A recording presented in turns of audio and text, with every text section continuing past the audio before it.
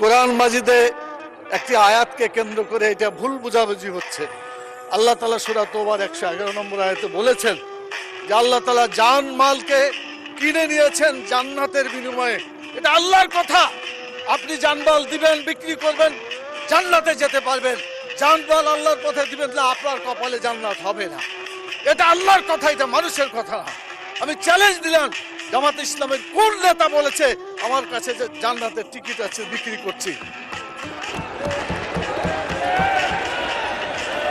মাননীয় প্রধানমন্ত্রীকে জবাব দিতে হবে কেন তিনি এটা বলছেন। আমাদের ফখরুল ইসলাম সাহেব বলেছিলেন আমরা শরীয়তের আইন বিশ্বাস করি না, পরে অবশ্য আত্মসমর্পণ করে নির্বাচনের আগে বলেছেন শরীয়তের বিরুদ্ধে আমরা কোনো আইন আমরা পাশ করব না। তো ধন্যবাদ ওনাকে অন্তত তওবা করে ফিরে এসেছে। আমরা আল্লাহর আইন চাই, আপনারা আল্লাহর আইনের বিরোধিতা করবেন না বলেছেন। অতএব আসুন বাংলাদেশে মানুষের আইনের কবর রচনা করে কোরআনের আইন প্রতিষ্ঠা করি। রব্বুল আলামিন আল্লাহ তাআলা আমাদেরকে সে তৌফিক দান করুন।